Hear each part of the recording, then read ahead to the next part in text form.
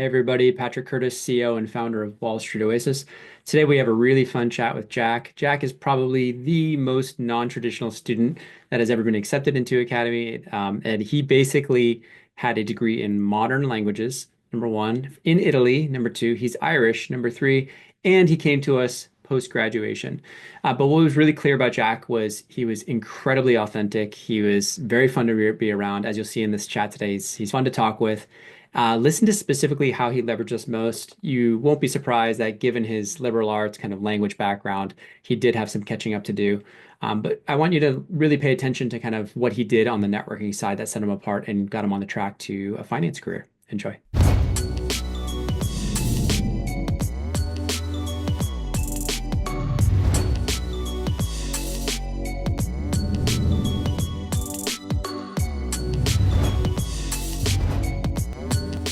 All right, Jack, thanks so much for taking the time to chat with us today.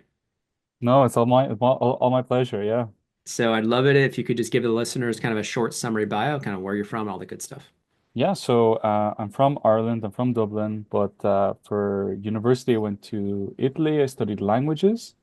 Um, and halfway through my degree, I realized, I did a couple of courses in economics and business, and I realized that I kind of wanted to go into finance. I wanted something a bit more numbers related because I like languages, but I just felt like I wanted something more numerical and something that wasn't some people say don't turn your passion into your job. So I couldn't do languages all day, but I really Yeah. I'm very interested in the news and financial news and that kind of stuff. So I kind of made my decision halfway through my degree that that's where I wanted to go, but I Mhm. didn't really have tools or any time to do it because it wasn't the place where I could find an internship easily, Mhm. or I couldn't It do wasn't much Bocconi. course. Let's put it this way. It wasn't Bocconi. Exactly, exactly. And it was also a place in Italy where it was just very difficult to find an internship.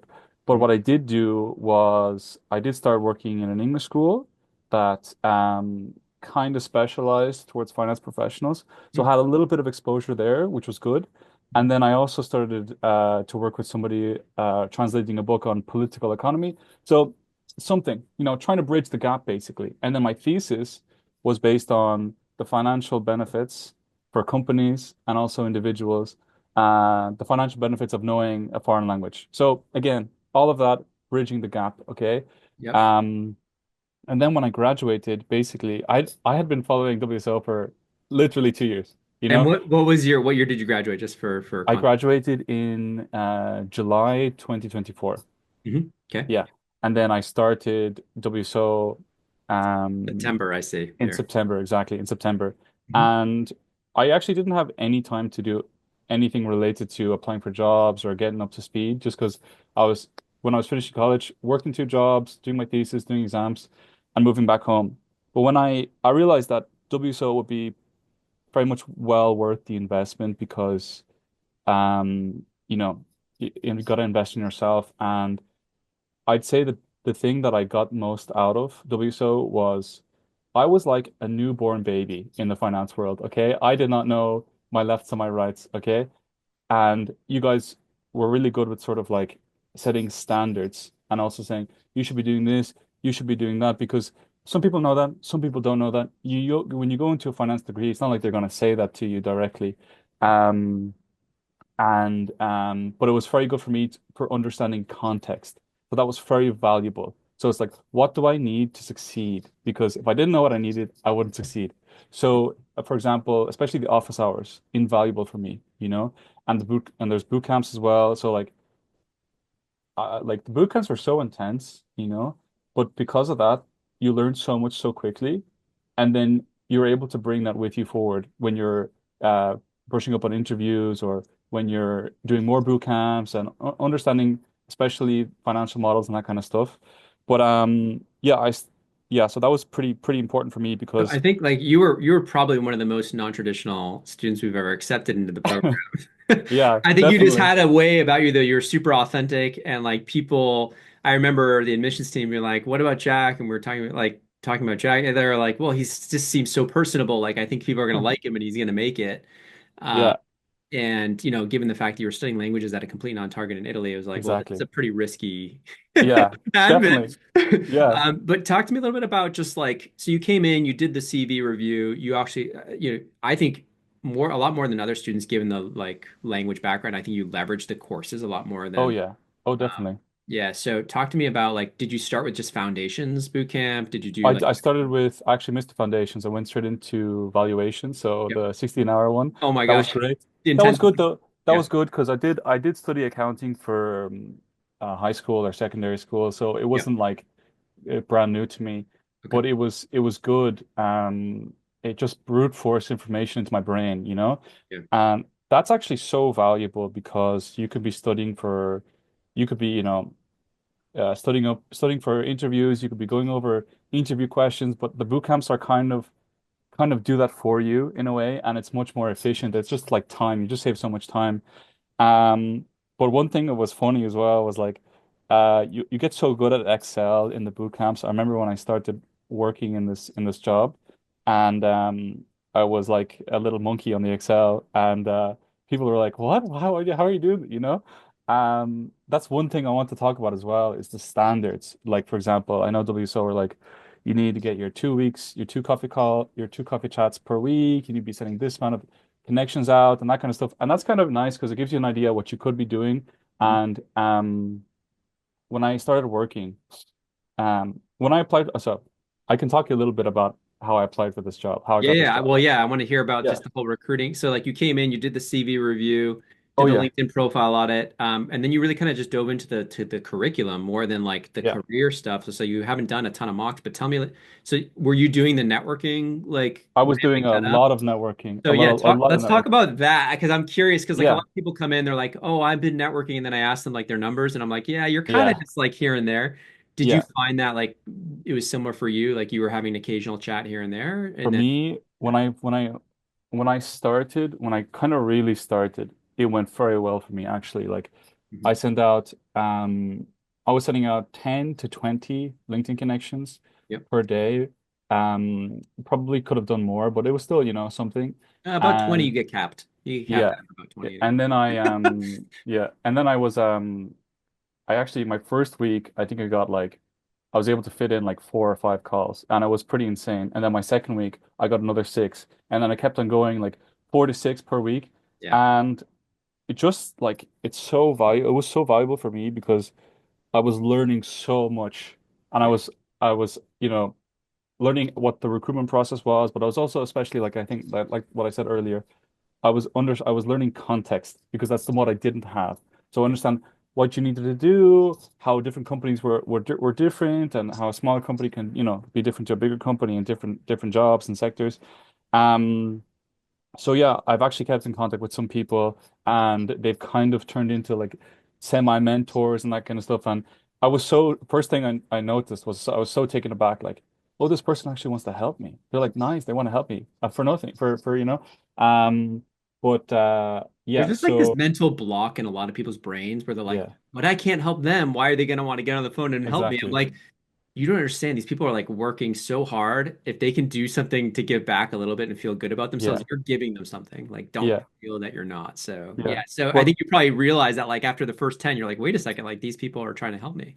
exactly. But Yeah. one thing that did help me a lot was there's a lot of Italian speakers and there's a lot of Spanish speakers in Dublin, Yeah. and my success rates were them with my I purely use LinkedIn. Okay, I know some people do emails but I Yeah. purely use LinkedIn, which worked very well for me.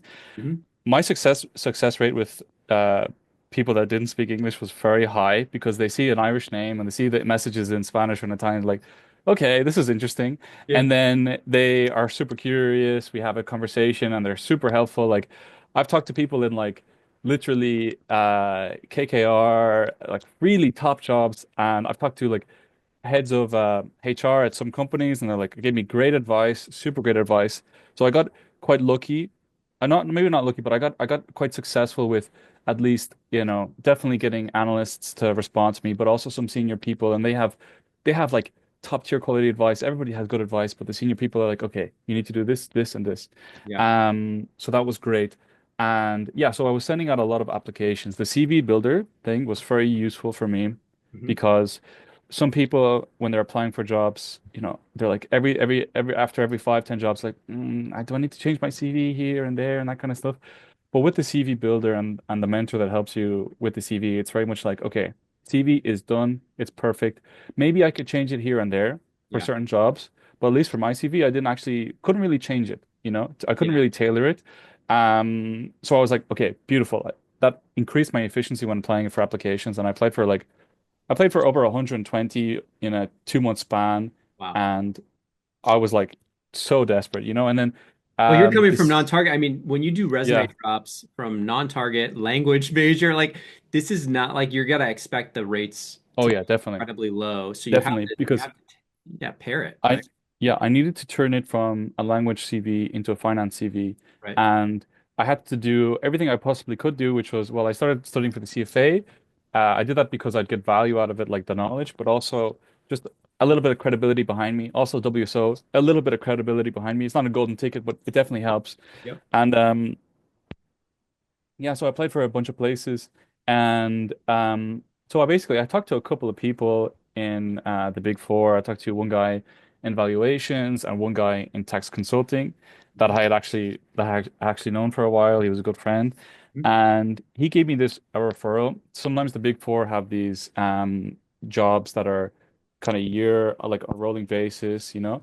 and so there was this job. The title is like it was like business analyst or data analyst for deal advisory. And I was like, okay, I like deal. This is kind of where I want to go.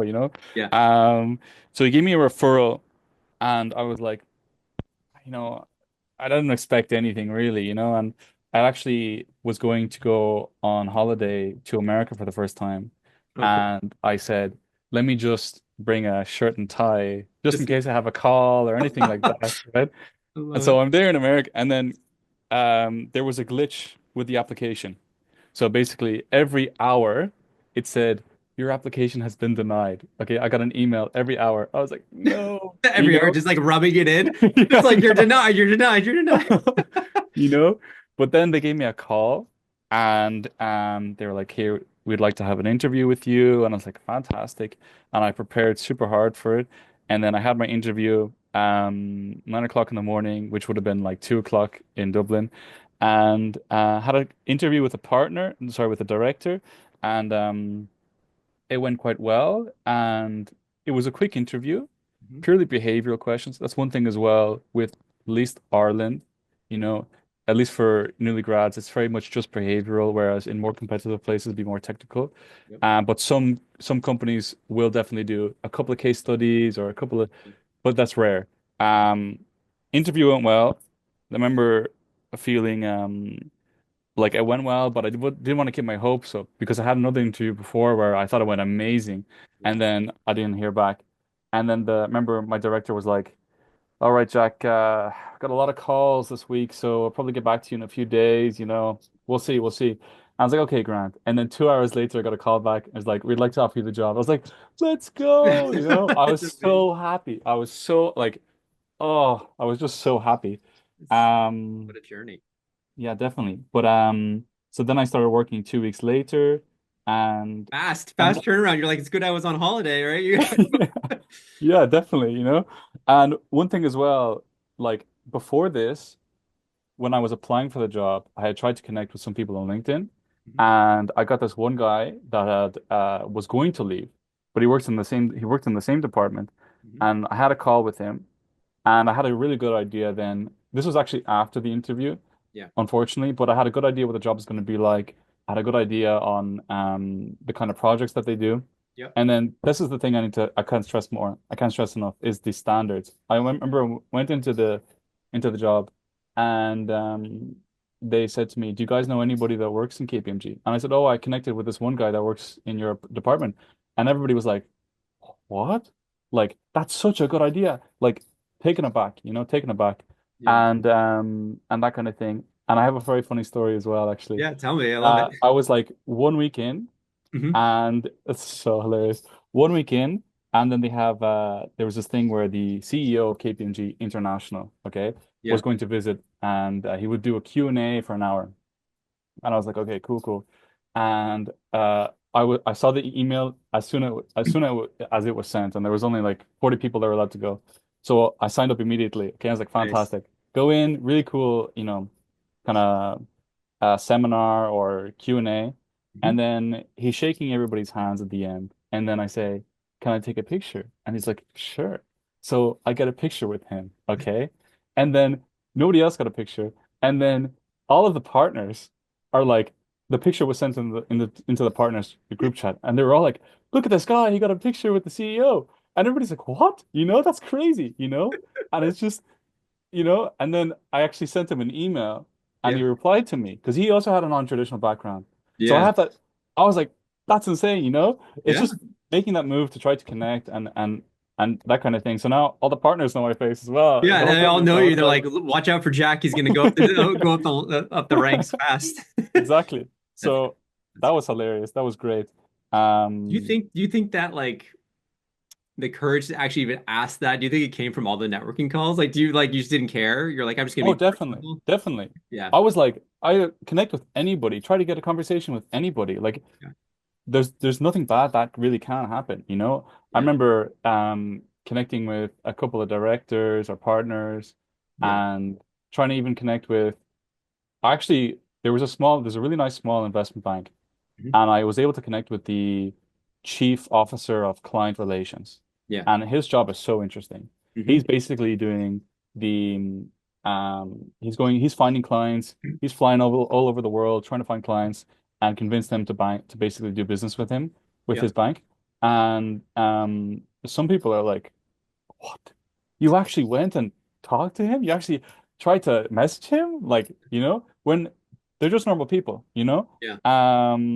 But yeah, that was very, yeah, having the courage to just reach out, try to have, honest, authentic conversations with people, try to, if there's something interesting about their career, just say it's interesting. I want to know more about why you did that. What was your decision? Yeah. Makes a big difference, makes a massive difference.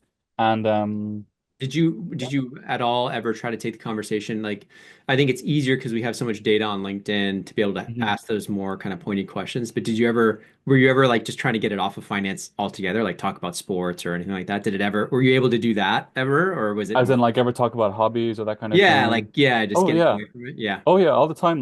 yeah, If I saw somebody, I remember I saw a person that worked as a pizza chef in a pizzeria yeah. in Ireland, and I was like, so I saw you worked as a pizzeria in a pizzeria. What was your, just small little things like that. When somebody's like, oh wait, this guy, and I remember I connected with this German that was working in M&A, Mhm. and I said to him, at the end of the call, I said, any pieces of German slang that you can teach me from your city? And he was blown away. He was like, uh, who taught you to ask those questions? Why are you asking? He was like, no, I'm just curious. He was like, anyway, I like it. I like you a lot. That's a very good question.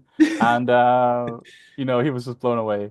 Well, But you're it's showing just the human side. You're not trying to like, exactly. you're not trying to show intelligence. You're not trying to like brag or put on a front. You're just being your authentic self, which is Exactly. kind of how you struck us, I think, in admissions and why like you were even in the program is I think when someone has that gift of being able to connect with people, they can really go anywhere in the world. Yeah. Like Yeah, even if you definitely. like, had no formal background in finance, I was like, we'll Yeah. teach them all that. That doesn't matter. But like it really the other stuff is actually harder to teach. And we do, Hmm. but it's harder to teach. Yeah. There was another student recently I had on a similar chat like this, who had like the most insane conversion rates. He was at a target school, semi-target school, ended up doing like 22 first rounds, 12 super days, 9 offers, something insane. Like I've never seen something that insane. Hmm. But he had a similar like interesting background before he went to college. It was actually a culinary chef. So he like Oh, almost wow. so almost all of his discussions just completely like had nothing to do with finance. Yeah. And so Oh, like it yeah. was almost like his cheat code, like to Yeah. to, to be able to like get away from that so people really enjoy the conversation and get to know you as a Hmm. person is just so valuable. Hmm. I Hmm. wish, Definitely. it's got me thinking is like hearing those conversions, even hearing you talk, like in the success you had, Hmm. like we do a lot around in the academy around like doing your practice informational, all this stuff, but I think we should do even more. And like I'm really into like how do we get people like to realize that the authenticity and asking a question like that at the end, Hmm. like teach me some slang from your city, like you're Hmm. like Hmm. for you, it made sense because did you study German at all? Or A little bit, a little bit. so So I knew you could the say vocab. something, right? Back to Yeah, them. exactly. Yeah, yeah, yeah. So for you, it made sense, but like finding ways to ask similar type of authentic, kind of fun questions in a Hmm. way that shows your personality, I think is just so underrated. Hmm. Yeah, Um, definitely, anyway, definitely. so you want And to one tell people thing. where you ended up? People don't even know where you Oh ended yeah, up. sorry. Yeah. Yeah, okay. So I ended up in yeah. So it's KPMG, which is at least in Ireland, it's the leading Big Four firm, Yep. and it's deal advisory, and it is. I will be honest, it is a department that you kind of have to be lucky in terms of the projects you get put in Yep. because some projects are very interesting and some are a bit less interesting. Yep. Um, I was very lucky when I joined because there was an ESG assurance project, okay, that was going to start. And they were like, okay, we want this guy. He did a little his thesis was a little bit on European Union law and that kind of stuff, and we'll Yeah. get him in. And I did the training for that. Really interesting training. I did basically training in their audit software and that kind of stuff and how to audit, how to do an insurance. Mhm. It unfortunately fell through because the EU extended the deadline for ESG reporting. Got it. But anyway, but I'm in a project now, which is good, you know. It's good experience, you know. I Yeah. will say, I can't say much about the job, but the fact that I did get hired is amazing. And I think those small little things on my CV, like, okay, if it was purely without the CFA, without WSO, I think my chances would have been a lot lower. Mhm. But when it says on my CV, I've got like completed 40 hours of WSO boot camps regarding financial. I was like, okay, I've never seen that before. That's cool. Yeah. And then the CFA, okay, that's interesting. We'll bring him in for an interview. Let's see what he's about. You Um, got branded. You got branded. exactly, Yeah. exactly. And then another thing as well, a great piece of news is I actually got accepted into the best masters of finance in the country. Nice. And I think a little bit of networking kind of helped me a little bit as well because I went to this event, which was an MBA event where a bunch of MBAs, sort of a bunch of ambassadors from different MBAs Yep. come to this place and talk about their school. Um, and I only was interested in the one in my country. Okay. And I said to him, I'm not, MBA is not for me. I actually didn't know what the difference was between an MBA and a master's. Yeah. So Yeah. everybody was like, why are you here? You know? So I said, I got to the guy in this university, and the university is Trinity. And I said, listen, I don't have the, you know, I'm not really, you know, can you keep put me in touch with anybody that's doing the that's in charge of the Masters of Finance? And he's like, I really like that you came here, and here's my business card. And message me in a few days. So I basically got he put me in contact with the head or the program coordinator, Mhm. okay, which he or this person is a person that sort of deals with all the admissions and that kind of stuff. Yeah. Talk to her. So you went through the side Uh, door, basically. Basically, yeah. Yeah. Talk to her, had a informal interview, maybe you could say. Yeah. Yeah. And she was like, "Oh wow, this is great." So it's first I got, you know, recommended by somebody in her school, by Yeah. somebody that's in charge of the MBA. So that's really cool. And then I said we were gonna meet up in person, but I said, sorry, I won't be able to meet up in person because I'm starting a new job on Monday, basically, in Yeah. KPMG. And she was like, okay. Yeah. That's really cool. So all that sort of stuff, snowballing, you know, it's small Yeah. little, you know, over time snowballs. And then she's like, I'm happy, I'd love to give you an offer, you know, and so I got an offer there, so that's great. And yeah, and it was good for me to take this year out and to do WSO because it actually prepared me so much. Like yeah, I can't even explain how much it prepared me for the working world, but also the masters. Because when I go into the masters, I know exactly what I should be doing. Whereas if I didn't have this year to learn, Yeah. I would be, you know, clueless, absolutely, completely clueless. So I know when I should be applying, how I should be applying, who I should be talking to, and what extracurriculars I should be doing, and all that kind of stuff. Yeah. That's just gonna I'm gonna get the most out of it, basically. And but yeah, yeah, You have a definitely, yeah. roadmap. You have a roadmap now, which is great. But Exactly, I exactly. think honestly, like, it's easy with students like you who take it like seriously and want to improve and understand Hmm. that stuff. I think for liberal arts students, language students, people who don't have the finance background, I came from a liberal arts background. The Oh, learning cool. curve is really steep. Hmm. when Hmm. you first get out of school, whether you go straight. So having some of that training either prior to a master's in finance or prior Hmm. to even getting the investment banking job is really helpful. Hmm. But I still think the networking Oh yeah. is like the unlock for anybody from anywhere. Hmm. If you have that right, if you can build those connections and you're willing to put in the work on the learning side, the educational side, like it's really like an incredible combination. So Hmm. um, it's awesome. I love your story, and I'm Hmm. sure it's going to Hmm. keep getting better and better. So maybe we can do like Yeah, a recap in a I'd love year to. or two Yeah. once you're done with the masters. But I'd love for you to just, yeah, looking back, like any pieces of advice that you feel like maybe other people who are near graduation or have already graduated, maybe they're thinking, hey, I've always wanted to do finance, but my degree Hmm. isn't related. Any advice to those people? To be honest, I would try do everything that you can do that's in your power to learn anything like whatever you want to do, whatever job you want to do, learn as much as possible about the job. And the best way to learn about the job is to talk to people that have that job because you can read a book, you can look up websites online or whatever, but there's so much that isn't out there that only people can tell you. And having a mentor as well can be very helpful, because when you're trying to break into finance, one of the things you're looking for is guidance. And guidance can help you bring you from point A to point B. Mhm. Um, yeah, uh, the biggest challenge would probably be trying to tailor your CV. You want basically an interview. And as soon as you have an interview, everything's under your control, everything's in your power. You just need to, like for me, it was doing the CFA and doing WSO, Yeah.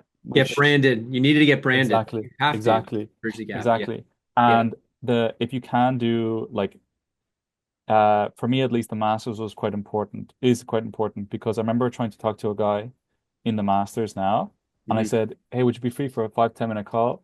And he was like, "I'm sorry, I can't call you this week because I'm so busy with interviews." And I was like, "Okay, damn, that's the thing. If you're in a university that some people in liberal arts or they're studying humanities, they are able to land an internship. So if you still have time to land an internship, go for it because um companies are willing to take the chance.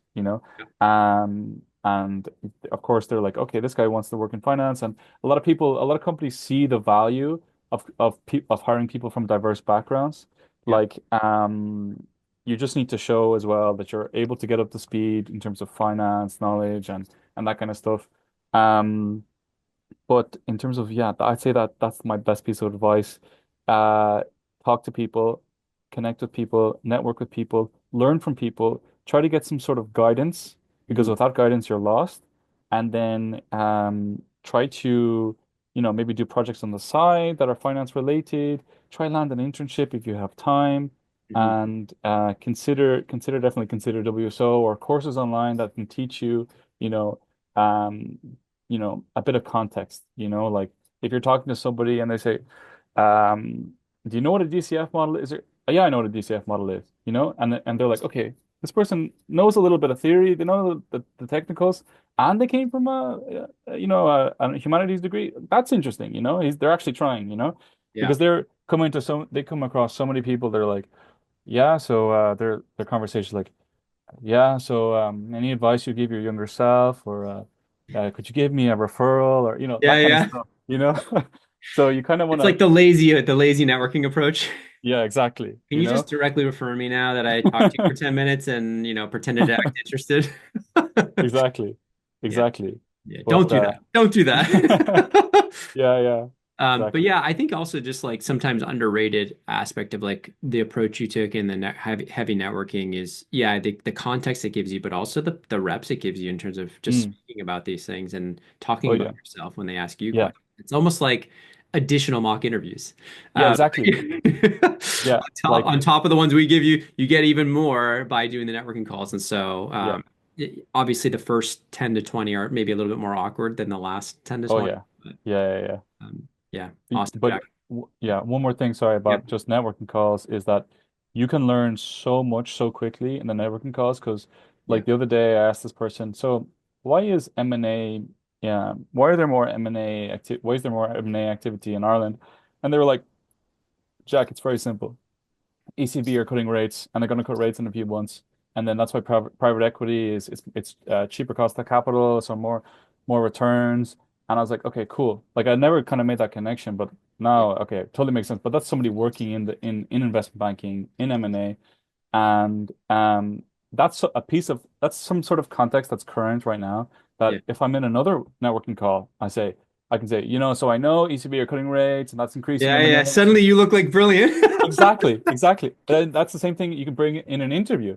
Yeah. And then you say, if I get an interview in that investment bank, I say, yeah, so I know ECB's there's a cutting lot of rates, so activity. M&A Just activities picking up and yeah, but that's also you learn that as well. It's a piece of information that you learn and you'll have with you. Um and definitely also the networking calls before you get those interviews is very important because if you talk to somebody in the department, you know what the culture is like, you know what the workload's like, you know what people are like, yeah, and then you can also maybe do a cheeky little name drop in the interview, and they're like, oh, this person, you set yourself aside, you set yourself apart basically. yeah. But that's one more thing as well that I just wanted Cheeky to name say. drops, Yeah. cheeky name drops for the win. There you go. There you go. Awesome, Jack. Well, we'll Good end it chat. on that. I appreciate you coming and sharing your story with all of us. Thank you. Thanks, Pleasure's man. mine. Thank you.